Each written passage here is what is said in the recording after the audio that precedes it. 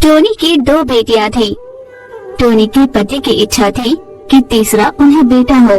देखते देखते अंडे से बच्चे के बाहर निकलने का समय आ गया। टोनी का पति, उसके बच्चे और उनकी सहेलियां लूसी कबूतर, छोटू तोता और चीचू कौवा भी बड़ी आस से बच्चे के बाहर निकलने की राह देख रहे थे। तब लूसी ने कहा, हे भगवान, कम से कम इस बार इनकी इच्छा पूरी कर दो, इन पर अपनी कृपा बरसाओ, एक बेटा दे दो।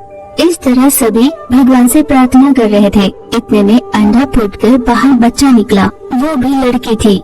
उसे देखकर वहाँ पर खड़े सभी उदास हो गए। अब मैं इस घर में एक पल भी नहीं रुक सकता। मैं इन 3 बेटियों की शादी का बोझ अपने कंधे पर नहीं ले सकता। मुझे ना ये पत्नी चाहिए और ना ही बेटियाँ। मैं जा रहा हूँ घर छोड़कर। ये आप कैसी बातें कर रहे हो? मैंने तो मना ही किया था ना कि तीसरा बच्चा नहीं चाहिए, पर आप ही ने कहा था कि तीसरा लड़का हो सकता है। अब जब लड़की हो गई है तो तुम हम सबको छोड़कर चले जाना चाहते हो? ये कहाँ का न्याय है? हाँ जीजा जी, आप ये सही नहीं कर रहे हैं। इस तरह छोड़ के जाना मुझे अच्छा नहीं लग रहा। सुख हो या दुख, दोनों मिल बांटकर अपने बच्चों की परवरिश करो। अगर तुम्हारी इतनी इच्छा है तो तुम खुद ही कर लो, ठीक है? ये कहकर बड़े गुस्से से वहाँ से चला गया। भला इतने गुस्से से कहाँ चले जा रहे हो? सारी गलती खुद की रखकर इल्जाम उस पर डालकर कहाँ जा रहे हो? इतना कहने पर भी वो किसी की बात सुने बिना वहाँ से चला गया। टोनी रोते हुए बोली, हे भगवान, इस दिन का अंदाजा मुझे पहले से ही लग गया था। मैं जानती थी कि मेरे पति मुझे छोड़कर चले जाएंगे। भगवान, मैंने तुमसे कितनी प्रार्थना की कि मेरी जिंदगी में ऐसा दिन मत लाना, पर तुमने मेरी एक न मानी। जो मैं नहीं चाहती थी वही हुआ। दिल छोटा मत करो दोस्त, हम सब है ना तुम्हारे साथ। तुम्हारे पति जरूर अपना मन बदलकर वापस लौटेंगे। यूँ सभी उसे दिलासा देते हैं। दिन बीत रहे थे। एक दिन अपने बच्चों के आहार की तलाश में निकली टोनी शाम तक घर वापस नहीं लौटी। बच्चे भूख से तिलमिला रहे थे। माँ, भूख लगी है माँ, कहाँ हो तुम? यूँ वो माँ को आवाज दे रहे थे। पड़ोस के पंछियों ने उन्हें दाना देकर उनकी भूख मिटाई। शाम को घर लौटकर टोनी अपने बच्चों से बात किया करती थी। माँ, अब सुबह जाकर शाम तक घर वापस नहीं लौटती। हमें बहुत भूख लगती है। आस पड़ोस के पंछियाँ हमें कुछ खाना देकर जाती हैं। कभी देती है कभी नहीं। तुम ऐसा क्यों करती हो माँ? हमारे लिए जल्दी नहीं आ सकती? बच्चों, मैं तुम्हें क्या बताऊँ? तुम तीनों की भूख मिटाने के लिए जानते भी हो मैं कितनी तकलीफें झेलती हूँ। मुझे आहार लाने के लिए बहुत दूर जाना पड़ता है, इसीलिए लौटने में देर हो जाती है। माँ की बात को बच्चे भी अच्छे से समझ गए थे। वो रात बीत गई। टोनी की सेहत खराब होने की वजह से वो बिस्तर से उठ नहीं पाई। उस दिन आस पड़ोस में कोई नहीं था। बच्चों की समझ में न आया कि वो क्या करे। वे भी अपनी माँ के पास सो गए। बहुत समय के बाद माँ जाग गई। वो दुखी होकर अपने बच्चों से बोली, बच्चों, क्या तुम्हें भूख नहीं लग रही? नहीं माँ, तुम सो जाओ, हमें भूख नहीं लगी। तुम मेरे बच्चे हो, मैं जानती हूँ तुम्हें कब भूख लगती है। जब घर पर नहीं होती तब तो ठीक है, पर घर पर रहकर भी अगर मैं भूख न मिटाऊं तो कैसे होगा? ये सोचकर माँ बच्चों के लिए रोटियाँ बनाने लगी। रोटियाँ बनाकर उसने अपने बच्चों को परोसा, पर घर पर आटा इतना ही था जो बच्चों के लिए ही काफी हो जाता। उसने अपने बच्चों की भूख मिटाई। माँ ने केवल पानी से अपना पेट भर लिया और वो सो गई। बच्चे भी खाने के बाद आराम करने लगे। बच्चों ने आपस में बात की। मैंने अपने लिए इतना कुछ किया, पर वो बिना खाए सो गई। हमें माँ के लिए कुछ करना होगा, पर घर में कुछ भी नहीं है। इसीलिए तो मैंने पूरा खाना नहीं खाया और माँ के लिए बचा कर रखा। मैंने भी बचा के रखा। हाँ, तुम दोनों ने ही नहीं, मैंने भी बचा के रखा। पर हम न खाकर माँ के लिए बचा कर रखेंगे तो माँ नहीं मानेगी, इसलिए हमें कुछ और करना होगा। तो हम रोटियों के छोटे छोटे टुकड़े करेंगे और माँ से कहेंगे कि घर पर आता था, तुमने देखा नहीं ठीक से। अगर माँ ने पूछा कि रोटी के टुकड़े क्यों किए, तो कहेंगे कि आप बीमार हो ना, आपको खाने में आसानी हो इसलिए ऐसा किया। तुम हो तो बहुत छोटी, पर बहुत समझदारी वाली बात की तुमने। ये सोचकर तीनों माँ के पास गए। माँ, उठो ना माँ, माँ उठ जाओ। माँ से जागी। ये तुमने कहाँ से लाया? उन तीनों ने वैसा जवाब दिया जैसा उन्होंने सोच कर रखा था। माँ उन रोटियों को खाते हुए रो रही थी। बच्चों, ये सब क्या है? हर सवाल का तुमने जवाब तो दे दिया, पर ये बात भूल गए कि अगर तुमने अभी रोटी बनाई होती तो गर्म होती। पर ये मेरी बनाई हुई रोटी है जो तुमने नहीं खाई, पर ये तो ठंडी है और मेरे लिए बचा कर रखा। इस पर बच्चों ने उसे कुछ भी नहीं कहा। माँ ने उन बच्चों को अपने गले से लगाया। भगवान, ऐसे प्यारे बच्चे देने के लिए आपका बहुत बहुत धन्यवाद। इस तरह तकलीफों के साथ ही उनका जीवन बीत रहा था।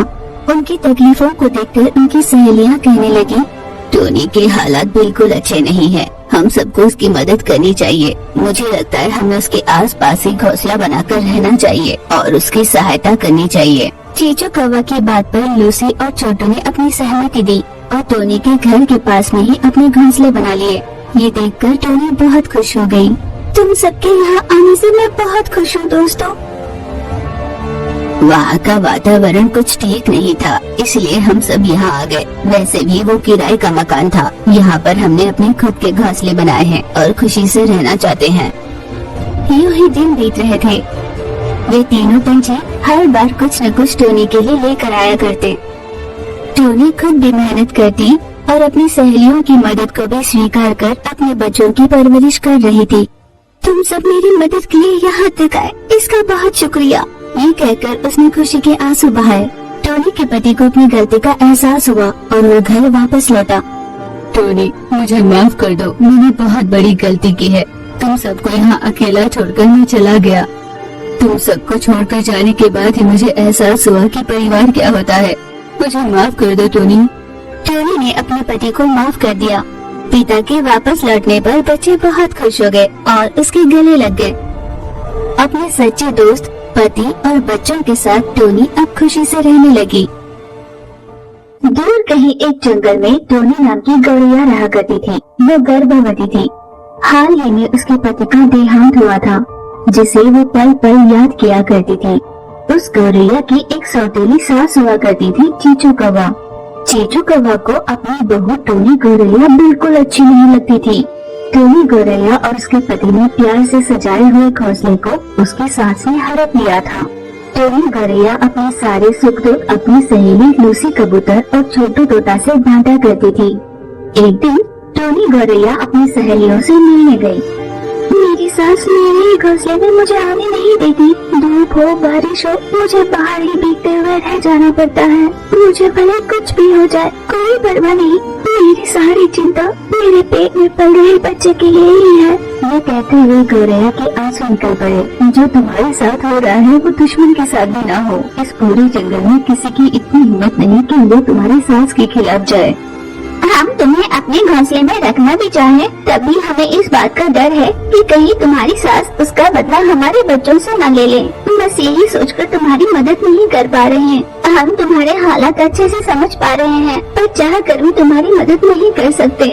निराश होकर टोनी गौरैया वहाँ से वापस अपने घर लौटी। अरे ओ कलमुही, कहाँ मर गई? मुझे भूख लगी है। कितनी बार कहा है कि मेरी मनपसंद चीजें बनाकर मेरे सामने लाकर रखा करो। सासू माँ, मेरी सेहत कुछ ठीक नहीं, बहुत आलस आ रहा है। लगता है कुछ ही दिनों में मेरा बच्चा आने वाला है ना, इसलिए मेरे पेट में बहुत दर्द होने लगा है। मैं बिल्कुल चल भी नहीं पा रही हूँ। आज एक दिन आप खुद अपना आहार ला सकती हैं। क्या कहा? तुझे चाहे जो भी दर्द हो रहा हो, मेरे लिए आहार लाना है तो बस लाना है।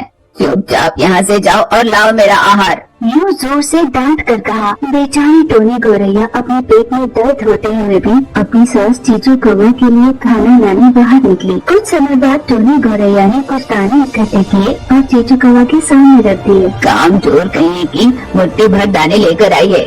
सासू माँ, मैंने बताया था ना, मुझे बिल्कुल अच्छा नहीं लग रहा। जितनी मुझ में हिम्मत थी मैं उतना ही कर पाई हूँ। वैसे भी आपके लिए ये कोई बड़ा काम नहीं। आपके पैर और पंख अच्छे तो है, आप भी तो खुद जाकर ला सकती है ना। टोनी गौरैया ने हिम्मत जुटाकर कह दिया। उसकी इतनी हिम्मत देख चीचू कौवा भड़क गई। तेरी इतनी हिम्मत कि तू मुझसे ही जबान लड़ाए? रुक। चीचू कौवा ने टोनी गौरैया को गले से पकड़कर उठा लिया। मेरे साथ जबान लड़ाने का क्या हश्र होगा, देखना चाहती हो ना तुम? ये कहकर उसने टोनी गौरैया को जमीन पर पटक दिया। जमीन पर गिर पड़ी टोनी गौरैया ने चिल्ला कर कहा, माँ, माँ, बहुत दर्द हो रहा है, मेरे बच्चे को क्या हुआ होगा? टोनी गौरैया की चीखें सुनकर लूसी कबूतर और छोटू तोता तुरंत उसकी मदद करने पहुँचे। दोस्त, इस दुष्ट कौवे ने कैसा अनर्थ कर दिया, मैं इसे ऐसी हालत में नहीं देख पा रही, अभी जाकर उस चीचू कौवा की खबर लेती हूँ। ये कहकर वो अंदर चीचू कौवा के पास गई। अरे ओ कठोर हृदय वाली, क्या तू नहीं जानती गर्भवती की यातनाएं क्या क्या होती हैं? वैसे भी तू ये क्यों समझेगी? एक माँ के दर्द का तब पता चलता अगर तूने कभी किसी बच्चे को जना होता। सिर्फ इस घोंसले की लालच में आश्रय देने वाले बेटे की ही जान लेने वाली तुझ जैसी को माँ और बच्चे के बीच के रिश्ते का तुम्हें क्या पता चलेगा? तुझ पर भरोसा करना हमारी मूर्खता होगी। वैसे भी जिसको दूसरों के दर्द का एहसास ही ना हो, वो जिए भी तो क्या और मरे भी तो क्या। तुझे जितना कहना था उससे ज्यादा कह लिया तूने, और एक शब्द भी बोली तो तेरी भी हालत ऐसे ही कर दूंगी। वैसे भी ये हमारा पारिवारिक विषय है, मैं चाहूँ तो उसे पीटूं या मार डालूं, मेरी मर्जी। छोटू तोता कुछ न कह पाई। वो वापस अपनी सहेली टोनी के पास पहुँची और उसे हिम्मत देने लगी। यूं ही दिन गुजर रहे थे। चीचू कौवा का अत्याचार दिन ब दिन बढ़ ही रहा था। हर छोटी मोटी बात पर टोनी गौरैया को बहुत प्रताड़ित किया करती। मेरे लाल, मेरी वेदनाओं को देखकर चिंता मत करना, मैं तुम्हारे लिए हर दर्द सहने के लिए तैयार हूँ। अब जब तुम आओगे तब तुम्हारी सुरक्षा के लिए एक घोंसला बनाना है, पर मुझ में इतनी ताकत नहीं। जब तक तू बाहर आएगा मैं इन तकलीफों से मुंह नहीं मोड़ सकती। बस एक बार जब तू बाहर आएगा तो मैं इस राक्षस से तुझे दूर ले जाऊंगी। अगर मैं यहीं रही तो मुझ पर गुस्सा उतारने के लिए हो सकता है वो तुम्हें भी नुकसान पहुंचाए। इतनी क्रूर है वो। इस तरह माँ अपने पेट में पल रहे बच्चे से बात कर रही थी। इतने में बिजली कड़की और तेज बरसात शुरू हो गई। टोनी गौरैया बारिश में ज्यादा देर रुक नहीं पाई, इसलिए चीचू कौवा के पास गई। सासू माँ, बाहर तेज बरसात हो रही है, मैं बाहर नहीं रह पा रही हूँ। आज एक रात के लिए मुझे यहाँ पर आराम करने दो। सासू माँ, मुझ पर दया करो, मान जाओ। यूं वो हाथ जोड़कर विनती करने लगी, पर पत्थर दिल वाले चीचू कौवे का दिल बिल्कुल नहीं पिघला। तुम्हारे और तुम्हारे होने वाले बच्चे के लिए छत चाहिए तो जिए या मरे, एक रात तो क्या एक पल के लिए भी मैं तुझे यहाँ रहने नहीं दूंगी। बेचारी टोनी गौरैया के पास और कोई रास्ता नहीं था। वो चुपचाप पेड़ की डाली पर बरसात में भीगते हुए पूरी रात यूं ही बैठी रही। टोनी गौरैया के पास सर छुपाने के लिए और कोई जगह नहीं थी, इसलिए वो वहीं पर भीगती रही, पर वो खुद को ज्यादा देर तक संभाल नहीं पाई। उस डाल से छूटकर वो जमीन पर गिर गई। इतनी ऊंचाई से गिरने की वजह से पूरे महीने हो चुके टोनी गौरैया ने अपने बच्चे को जन्म दे दिया। पर इससे पहले कि वो अपने बच्चे की एक झलक देख पाती, वो इस दुनिया से चल बसी थी। पर तभी जन्म लेकर इतनी देर तक बरसात में भीगने की वजह से नन्हा गौरैया भी ज्यादा देर तक जिंदा नहीं रह पाया। कुछ समय बाद जब बरसात थम गई, सभी पक्षियों ने वहाँ आकर टोनी गौरैया और उसके बच्चे के साथ हुए घोर अन्याय को देखा। उनके दुखद अंत पर दोनों बहुत रोए। टोनी गौरैया की मौत की खबर पाकर चीचू कौवा ये सोचकर खुश थी कि उसकी मुसीबत टल गई और अब उसका कोई मुकाबला नहीं।